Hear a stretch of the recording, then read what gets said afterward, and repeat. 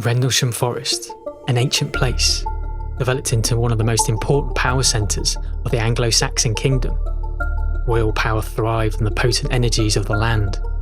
As the Saxon kingdom faded, the energies were eventually harnessed by a modern-day military presence. 26th of December 1980, the US military was stationed at RAF Woodbridge with a hidden stockpile of nuclear warheads. During the early morning hours, the base was visited by an avant otherworldly presence. This story and the ancient energy of the land is what I intend to explore.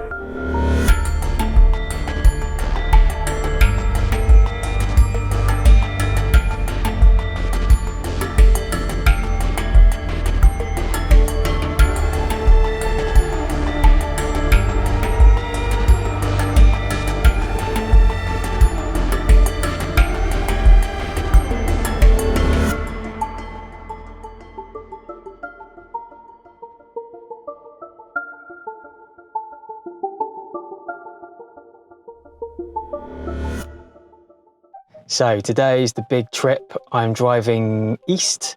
I'm going towards East Anglia, and more specifically tomorrow I want to visit Rendlesham Forest. So tonight I'm going to be staying in a cheap hotel, probably there for a couple of nights, and then the plan is maybe to camp. I've got all my camping gear with me.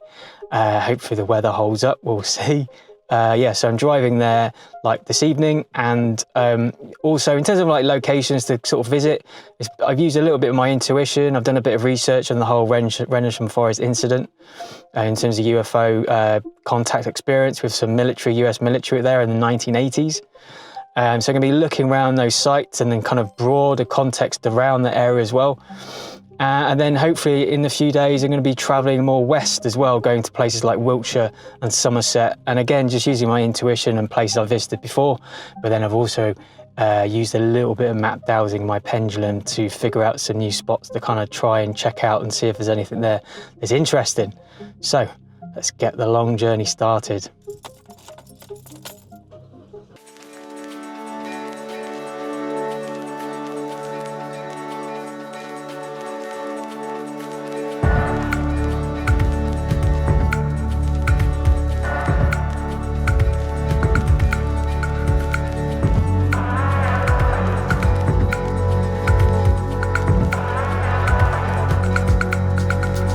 So, to start. Over these last few days I've been generally researching Rendlesham Forest. I'd always heard of the story, but I didn't know a huge amount of detail. I knew some of the core elements to it in terms of UFO sightings and real up-close interactions with US military personnel, to the point where some of the actual military people are actually touching these UFOs. Some of them talking about telepathic communication as well.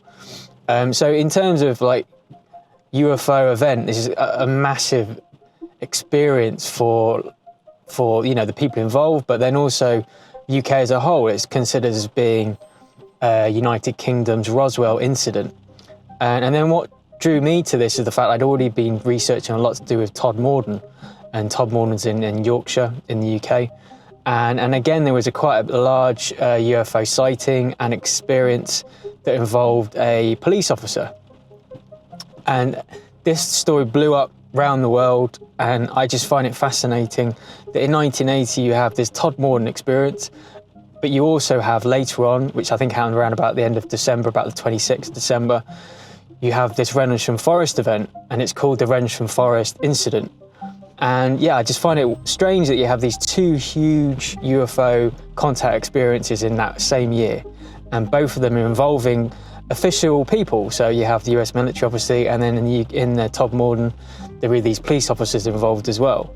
It's just a side note, but in some of the descriptions of some of the craft involved, it really reminded me of the Close Encounters of the Third Kind, the film by Steven Spielberg, where you have a real close-up interaction with US authorities, behind this mountain. And some of the sort of visualizations that the police and US military described during this event, both in Todmorden and also in Rendlesham Forest, very similar. I just find it very strange that, 1977 that film was actually released, and then in the UK, especially, you're getting these really close quarters interactions with these craft, and they're bright colours. There's like red balls around, there's craft that are kind of shifting shape into triangles. Yeah, just a really, really, really powerful sense of imagery. As I mentioned, I hadn't really done that much of a deep dive or reading into the Rendlesham event until really that I was going to be going on this trip. And then I thought, you know, I'd like to write some notes and just understand the story a lot deeper in terms of some of the key figures involved. And, you know, there are different layers to this as well. And it seems like a little bit of infighting to do with, you know, the control of the narrative and actually what happened. And obviously over time, people's memories failed, but then sort of witnesses have come forward, people who have been emboldened and maybe through the passage of time feel they can speak and talk a lot more about what happened to them. So new information has come out as well about it. And I think the real driving force, because I mentioned in my podcast, I sort of touched upon the Rendlesham Forest event, and I referenced an article, I think it was the Express, a UK newspaper, and it involved a former retired police officer who actually used to work for, I think it's the RAF, and he was policing nuclear warheads in various RAF bases in the UK. And he wasn't involved in the Rendlesham directly, but on his retirement, he very much became quite a big researcher in this field, and he had a lot of his own experiences working on military bases. And Rendlesham Forest, there's a lot of stories to do why the UFOs were there, because there was all these nuclear weapons there, and there seems to be a huge correlation between nuclear weapons and also UFO activity. So yeah, he's become quite a big advocate of the Rendlesham story, and he wrote a book as well, which I was watching a few of his videos at conferences. They were kind of discussing this book. I think it came out last year, sort of early last year, and luckily I had it sent in the post. I literally grabbed it this morning before I left. Well, not this morning, this afternoon. But yeah, it's called Non-Human, the Rendlesham Forest UFO Incidents, 42 Years of Denial. And then he really gives a deep dive into everything, all the different narratives that are going on, some of the key figures involved. So overall, in terms of the information, Rendlesham Forest, I've had a sort of a broad look at various articles on the internet, watched a few videos, and have this book. I mean, it's quite. I wasn't expecting to be so thick. Actually, it's around about 500 pages. So obviously, there's no way I'm going to be reading this, like tonight. So yeah, I might have a look through this evening before tomorrow, but the plan is tomorrow. It is weighing down with rain at the moment, so I'm hoping the geoengineering of weather gods will be kind to us tomorrow, and so it will be clear, because cameras don't like water. So yeah, fingers crossed that. But the plan is to go to Rendlesham Forest tomorrow. But yeah, it's more about, it's not, I mean, I'm going to give a broad brushstrokes in terms of like some of what things that happened, hopefully go to the key sites where some of these activities occurred, try and, feel out the energy there, bought some of my dowsing rods as well, see if I can kind of pick anything up. So yeah, I'm just going to play it by ear really. But it's more about like the experience of the place, me experiencing it as well, rather than like hardcore facts and figures that this happened and this time.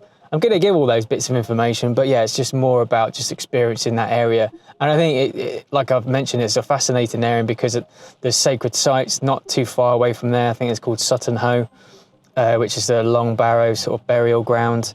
So I'd like to check that out if I can. But then just generally, there's some really crazy kind of military architecture on the coast as well that I quite like to check out, and it looks very otherworldly. So yeah, generally just going to have a real good sort of nosy around the place.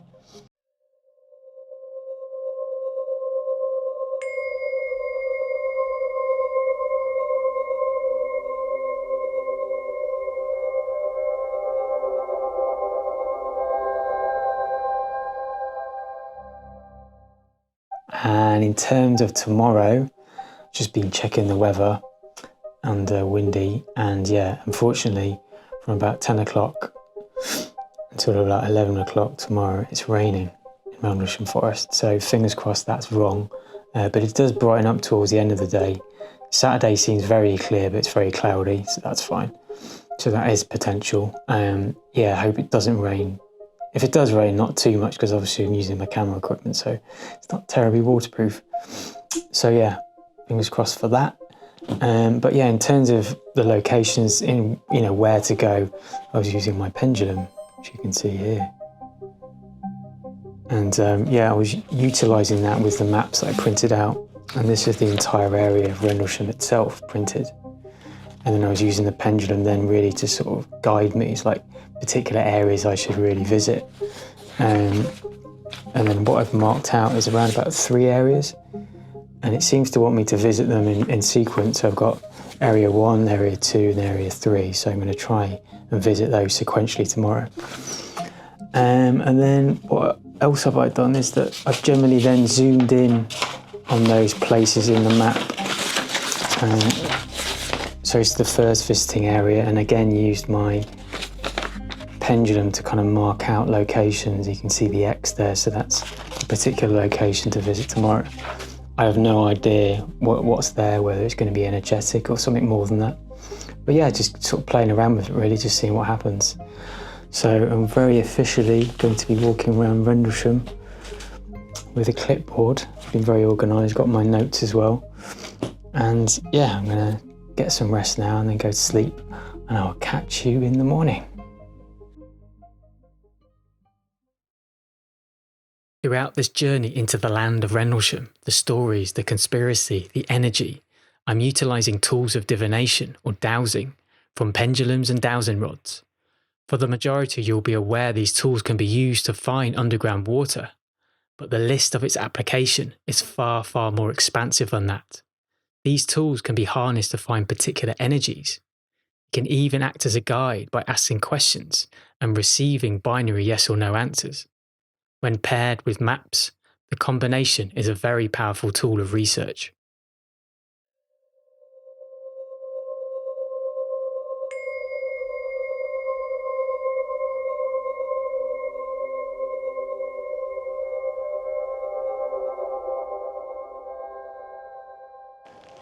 So here we are, and it's weeing down with rain. Yeah, I'll make this quick. But yeah, you can see the disused Woodbridge airstrip, formerly US military, where the US military was there, and they started to see strange lights happening in Rendlesham Forest, which is, you know, Rendlesham Forest surrounds this airstrip pretty much. And overall, it's a really beautiful place, really. Like I said, when I arrived, it was really sunny, but now it's all grey skies and rain. But yeah, some of the trees are beautiful. So let's start walking. Oh my lord, blue skies. It's been raining solidly the last 5 minutes. I'm just walking over now to the first area that I marked out on my map using my pendulum. So I'm just going to see what happens when I get there.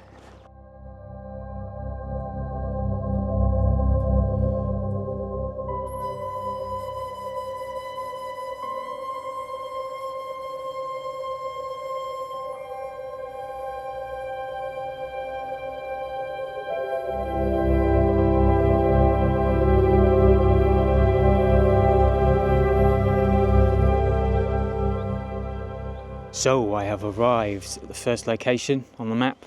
X marks the spot. So I've got the pig farm here to my right hand side, and it is interesting. As I was walking here, I was generally feeling a lot of pleasurable feelings in my root, sacral chakra, and then now I just feel a little bit sick, if I'm being honest. I feel a bit queasy. It's strange how the energy sort of changed.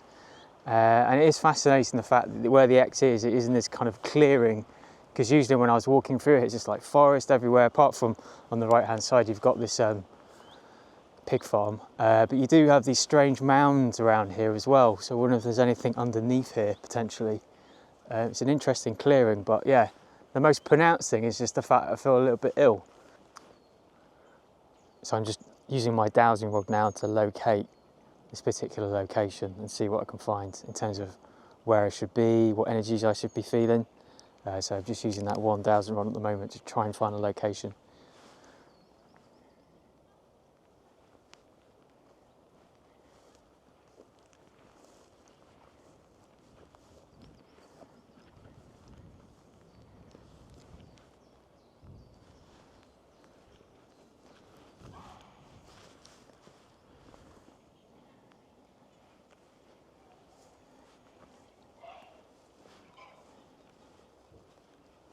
Yeah, it's definitely here.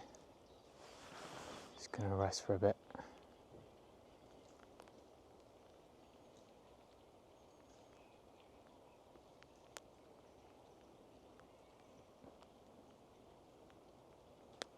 I admit this is fully weird. I'm just going with it. Not only is this incredibly weird, but I'm also filming it and putting it on the internet as well. Weirdo. Okay. Whoa. It's like my whole body is just like fizzing with energy now. That feeling of sickness is kind of gone.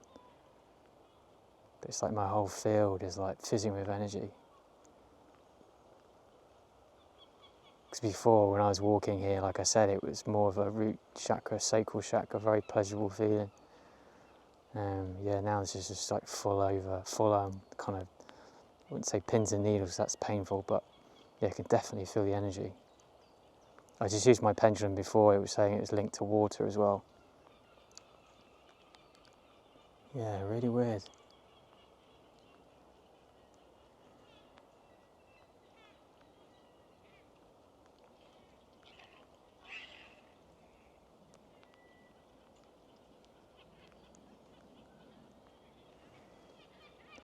As I walk away from the first location, we can start to view Rendlesham Forest, its energies, and the visitations in a broader context. This area, the seat of ancient royal power, with activity stretching back to the Neolithic period. Numerous ancient burial mounds and settlements have been uncovered amongst the nature of this land. Close by to Rendlesham is Sutton Hoe, the location for some of Britain's most important burial mounds, theorised to be the final resting place of King Redwold around 625 AD. Its uncovering and modern-day understanding occurred prior to World War II. The events were dramatised in the 2021 Netflix film, The Dig, with Kerry Mulligan and Ranulph Fiennes. This area, its energy and story, I will detail in another up-and-coming video release. But can these burial mounds be traced back to an even earlier time, where the Anglo-Saxon cultures merely interning their kings and queens to the land to a place that was already known to be sacred? Maybe for centuries or even longer, the mystic, telluric currents of the landscape provided a place of healing, of ceremony, that later royal forces wanted to harness on their trip through to the afterlife. Across the globe, there are many instances of military installations placed near or on energetic sacred sites. Is there more going on than we're initially led to believe, that this is merely a placement purely for strategic reasons?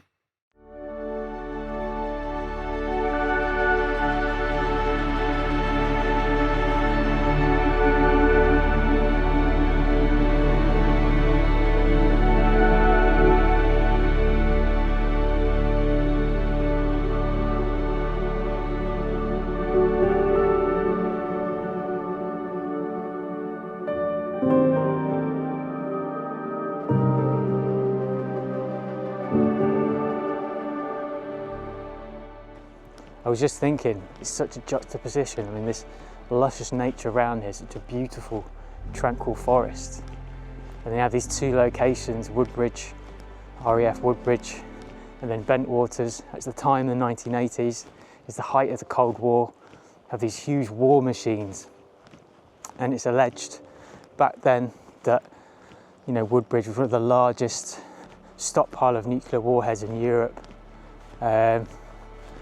It's controversial, some people that say that's not true, but yeah, this is one of the reasons potentially why there was such high UFO activity around that time, because the UFOs or whoever they're connected with, the intelligence connected to it, maybe were concerned or curious why we were messing around with this sort of technology.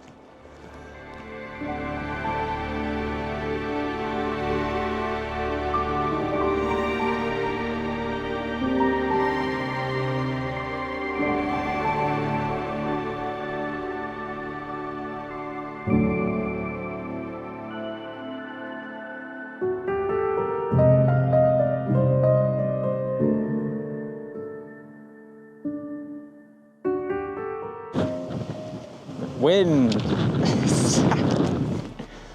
Yes. So this is it, Rendlesham Forest. This is where the Rendlesham Forest incident occurred, obviously. Behind me is RAF Woodbridge. And it was on the 26th of December 1980. The US military who were occupying this base at the time, remember this is the height of the Cold War. It was supposed to be a quiet time, it was just like literally after Christmas. They started to see strange lights off in the distance in the trees. It was then up to John Burroughs and Jim Penniston to then exit out the east gate to investigate these lights. They were drawn deeper into the forest, and this is where they had this amazing interaction with craft and also potentially entities as well. This wasn't the end, because there were potentially 2 or 3 other interactions on subsequent days. I'm now heading back to the centre of Rendlesham Forest. Hopefully they're going to join the UFO trail now, which is marked out by the Forestry Commission, paid for by the National Lottery. People thought it was a good idea to be able to publicly recognise what had occurred and it being a significant incident, even though the authorities of the United Kingdom, the government, claims that there was nothing that occurred, there was nothing to investigate. But at the time of the UFO incident, in terms of the military hierarchy at the time, you had a General Gordon E. Williams. He was the commander of the 81st Tactical Fighter Wing, and he was stationed at RAF Bentwaters, which is further up the road. The overall commander, the base commander of Woodbridge here, was Colonel Ted Conrad, and his deputy, Lieutenant Colonel Charles Holt. He was the deputy base commander. Eventually he would go on to become the base commander himself. But he was very much popularised by the Rendlesham incident. He always appeared on various documentaries and he's one of the main witnesses of this event.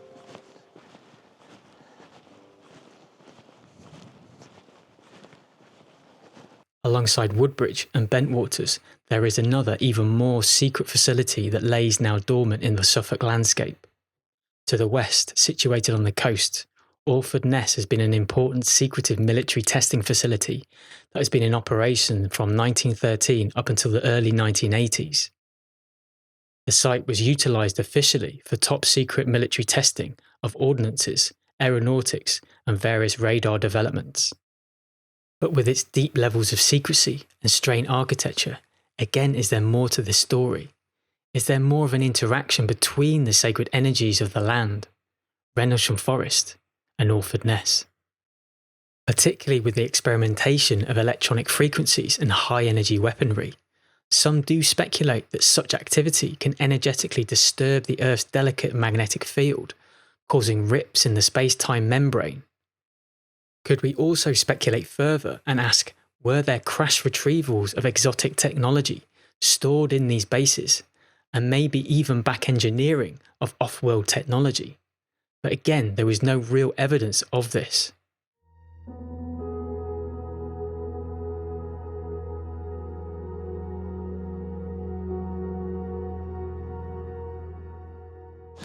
Now I think I've just turned to the main car park where I was before, and now I'm walking down this path, and I think this is the East Gate. So this is the East Gate, famously where John Burroughs and Jim Penniston, when they were going to check out these lights, would have exited from. I think that's correct. So I'm just heading over there now.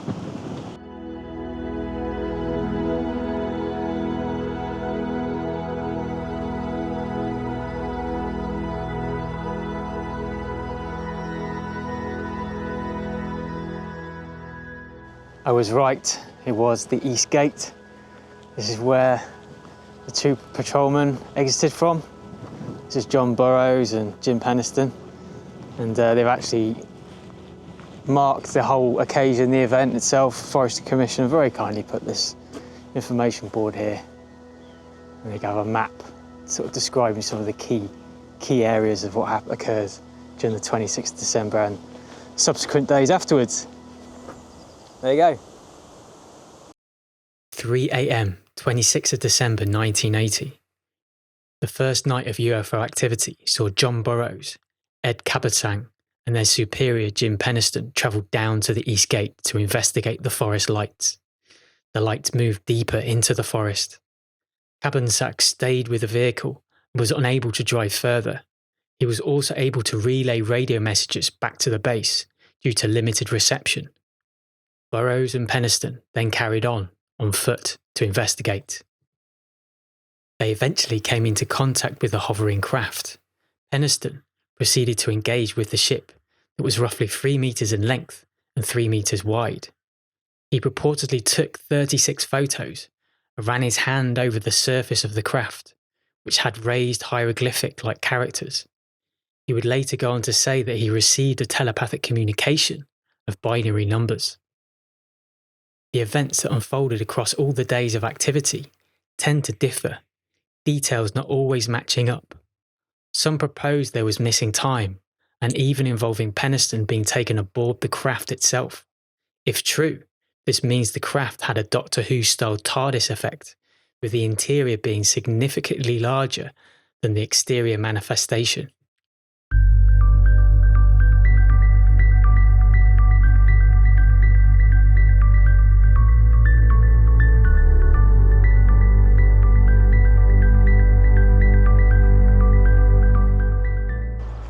Check it out, blue skies behind me. That is good.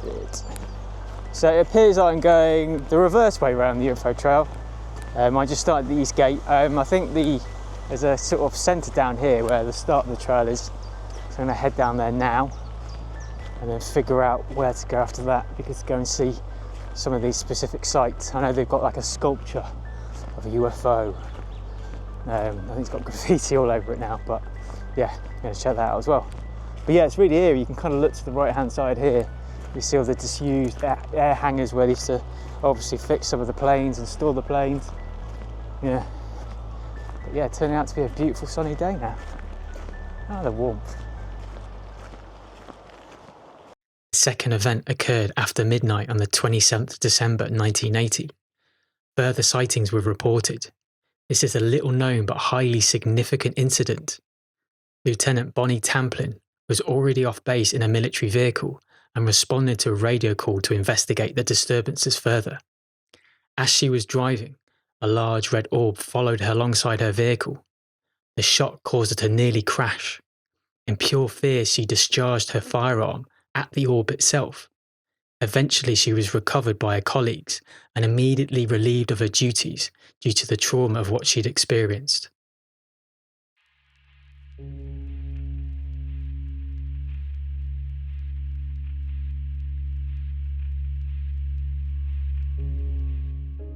So I have arrived, the main information part. Got various leaflets, I picked one up. It's the Rendlesham Forest UFO trail. What do you believe? Question mark. Yeah, so I've done it all the wrong way round. I should have parked here. But hey ho, beautiful day now, man. Look at that, sunny.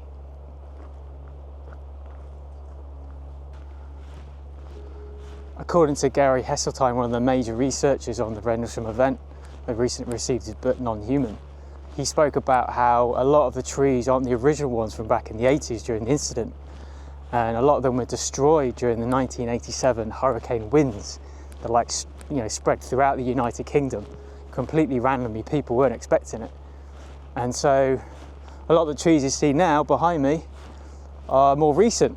And initially when I arrived at the site I was like, nah, that can't be true, but actually looking at it, they do look quite young and quite short. So yeah, maybe there's something in that. But yeah, it's strange because I mentioned that whole event on a recent podcast as well, about how potentially these hurricane winds may have been conjured by occult activities in Sussex of all places. So yeah, interesting story. So now I'm actually going the correct way around the UFO trail. If you come here, follow the arrows. So behind me is the east gate, which is obviously where the patrolman came out to investigate the lights in the forest. And I guess this has been maybe even this path. They walked down here to kind of check it out. But we're heading towards the landing site.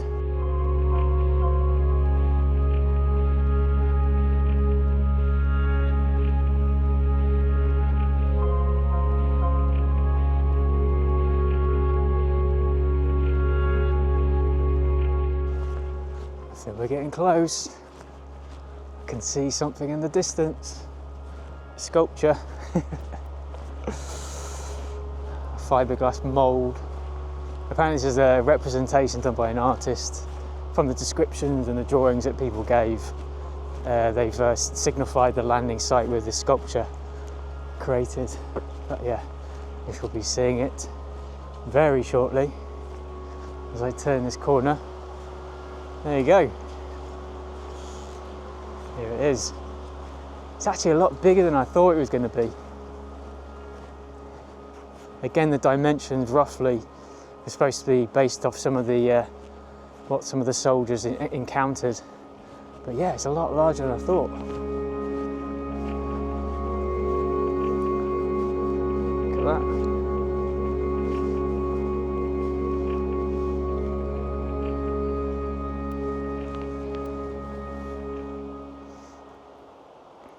Early hours, 28th of December 1980. A third and more widely known interaction, again with craft and orbs of light, involved some 10 to 20 security police. Lights were seen again, this time to try and find a logical explanation.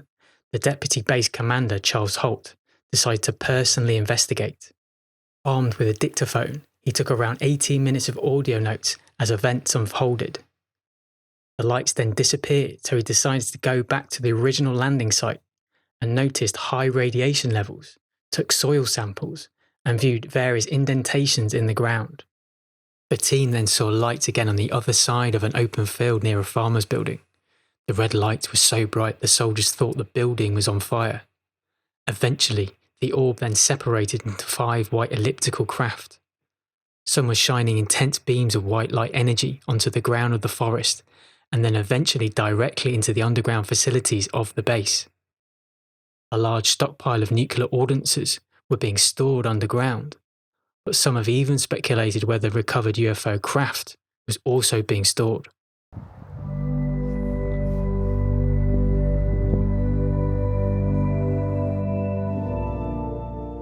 Just through the trees there, that's the UFO sculpture I was just showing you. That was the interaction with John Burroughs and Jim Penniston. If I pan round and come to an open field. Now in the distance you can see a building. My fingers there. There you go. This is described as the farmhouse. And a couple of nights after that main interaction, more craft have been seen, more lights in the sky. An incredibly intense beam of light hit the top of that cottage. It was so intense a lot of the military actually thought it was on fire. There were other reports of laser beams or white beams of light being shone into the ground, some almost hitting the soldiers. The Deputy Base Commander, Colonel Holt, was there at the time. They almost hit his feet apparently. If I pan round to the right-hand side, this is a more controversial landing site involving Larry Warren. Now, Larry Warren was only about 18 years old. He was really young. He was with another individual as well. And again, he was enticed by various lights in the trees. He arrived at this landing site and it was surrounded. This craft was there and it was surrounded by various officers. And they had video recording equipment. Apparently there was some alleged interaction with beings there as well. You have a lot of the main researchers on this topic and also some of the experiences like Colonel Holt completely disregard this part of the story. They claim there wasn't this interaction, this didn't happen, and Larry Warren's actually lying. I tend to think it's probably true. But yeah, there's a lot of confusing, conflicting stories around this event. 28th of December 1980. A third, more controversial UFO encounter occurred on the evening of the 28th of December and involved a very young airman, Larry Warren, who was only 18 years old at the time. He was on patrol with Adrian Bustinza and others after 11 p.m. Both of them left their vehicle to investigate lights in the forest. They eventually came across a large group of disaster preparedness officers who were carrying Geiger counters and video filming equipment. He could see in the distance officers were walking around a yellow mist. A small red light came in from the east and stopped and hovered 20 feet above them. The light then exploded. A craft materialised on the ground. They mentioned it was impossible to look head-on at the craft, but you could clearly see its form in the periphery of their vision. Warren was then ordered to move away from the area and return to base. As he walked off, he claimed to see Wing Commander Gordon Williams standing in direct contact with a being that had eyes and facial features. Some of the major researchers and people involved in the overall incident completely dismissed these claims. Warren, though, during the filming of a documentary, did pass a lie detector test over his experiences. He was also one of the first witnesses to come forward and also used his real name. So, I think the time has come for me to leave. I bid farewell to the metal sculptural UFO. And I thought I'd be able to maybe read the energy of this area, but yeah, my body's quite physically tired because I've been walking around all day, so that's not going to happen. But yeah, I'm going to look forward to now heading back to the hotel, get some hot foods, re-energising myself. There was another area I wanted to check out at Rendlesham Forest that I mapped out before I came here, but again, I'm probably not going to do that tonight. So I'll probably do it tomorrow. I'm not quite sure what I'm doing tomorrow yet, so we'll see.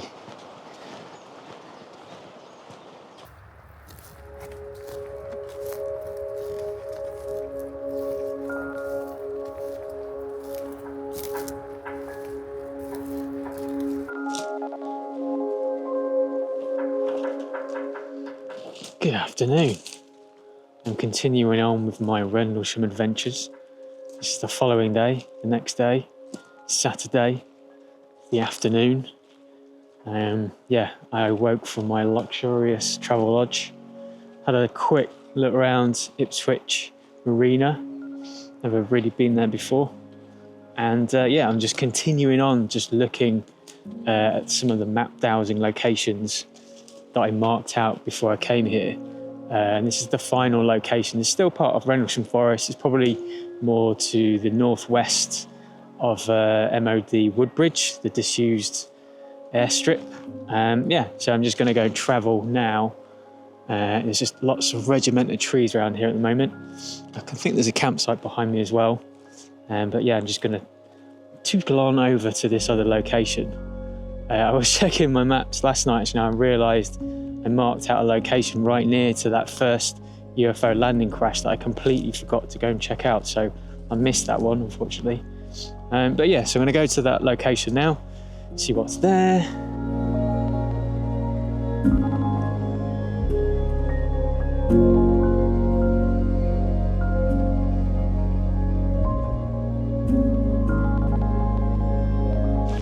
I just came across this random pile of stones and a sculpture on top.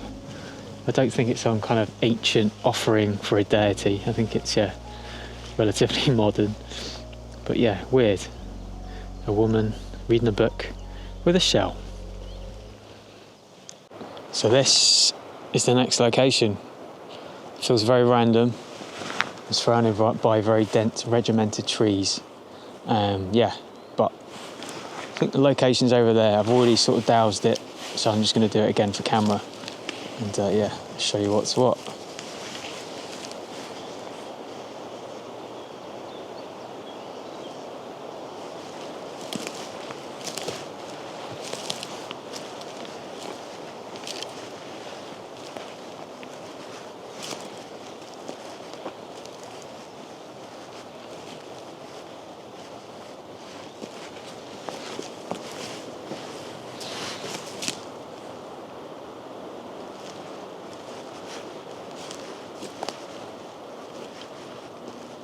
Yeah, so it's here.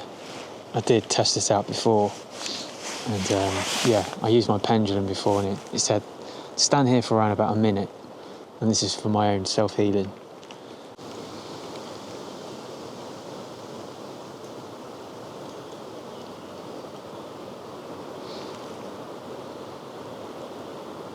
As I was doing this before, like I am now,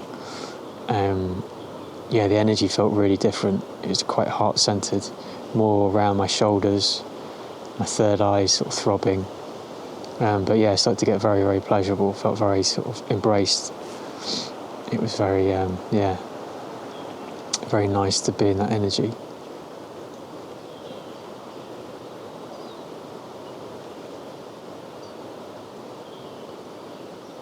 But I was told again to stand here for around about a minute.